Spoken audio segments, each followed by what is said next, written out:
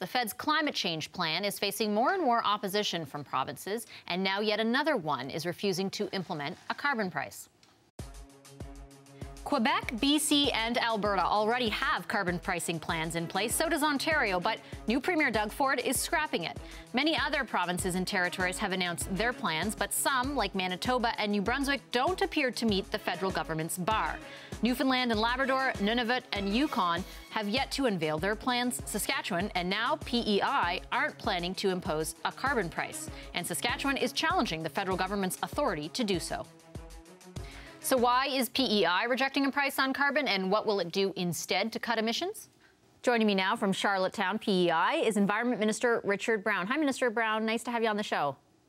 Thank you for having me on the show. Every day is a good day when we can talk about the environment. All right. So in December of 2016, on that, your Premier signed on to the Pan-Canadian Framework on Climate Change, and at the time said, quote, "The framework includes a national commitment on pricing carbon pollution. Prince Edward Island will do its part in this." So what changed? Well, we accept Ottawa's goals on reducing carbon in our atmosphere. We have signed on to reducing our carbon footprint by 30% of 2005 levels by 2030, and that's a 600,000 ton saving, and we will meet that target without a tax. But why at the time was your government willing to participate in that, in a pricing scheme, which is specifically what the federal government wanted, and now you feel like that won't be the right method? Well, in 2010, we had an energy accord here in Prince Edward Island. We incentivized people to move away from oil, heating their homes, to electricity. And that alone, that project alone, saved 30 million litres of fuel plus 90,000 tons of carbon. So we are incentivizing people to save energy. And by doing it, by moving to renewable energy, we feel that we are meeting our targets faster. Was it a political calculation at all? Did you think that that your government would have a negative reaction if you added some type of tax, a new type of tax?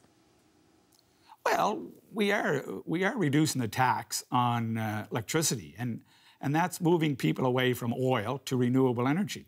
We feel by making people or having people move to renewable energy sources is a great way to save the environment and to meet our targets. And we believe that we can meet our targets with that kind of investments. But that's not what I asked. I meant, was there a political calculation involved in making the decision not to introduce a price on carbon?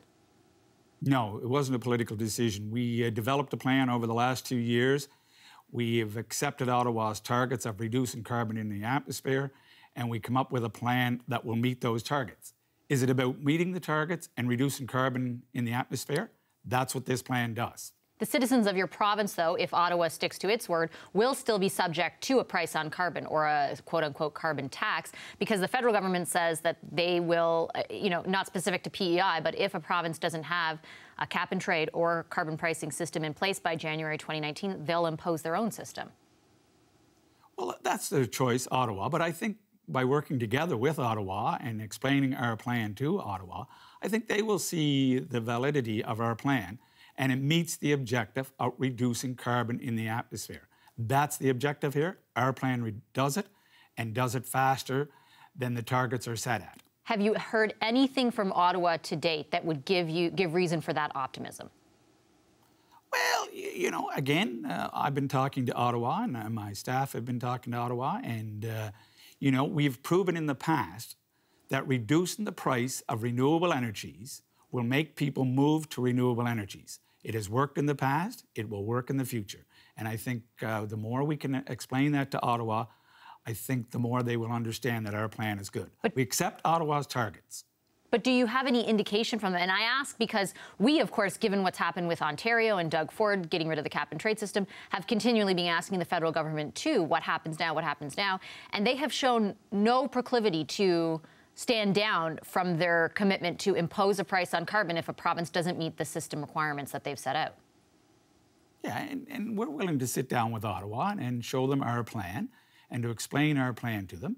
And if Ottawa's objective is to reduce carbon in the atmosphere, then our plan meets that objective, meets our targets. Is it about a taxation or reducing carbon? We believe in reducing carbon, and we will meet our targets. Are you worried at all about backlash, though? Because your citizens, if they are still subject to a federal price on carbon, you then lose the ability to do what you want with the revenue. And I believe your premier wanted to benefit people with low incomes with the revenue originally when he had committed to a price on carbon. Yeah. I personally believe that, if you're going to, and Ottawa has made it quite clear, if they're going to tax, they're going to tax fuels and then give it back to the taxpayers through other means. This, to me, is just a big funneling of money in a circle. Why don't we focus on what's the objective here, and that's reducing carbon in the atmosphere, and our plan does that. What about the timing of this? Did it have anything to do with Doug Ford's decision to fight the federal price on carbon? No. We presented our plan in the legislature a couple of months ago before the Ontario election, and our plan was quite specific. We at that time, in the legislative session that just passed, we told Islanders that we have a plan to reduce carbon. It has nothing to do with Doug Ford. It has everything to do about the environment. Okay, I'll leave it there. Thanks a lot, Minister Brown. Really appreciate your time. Thank you for the time, and have a great day.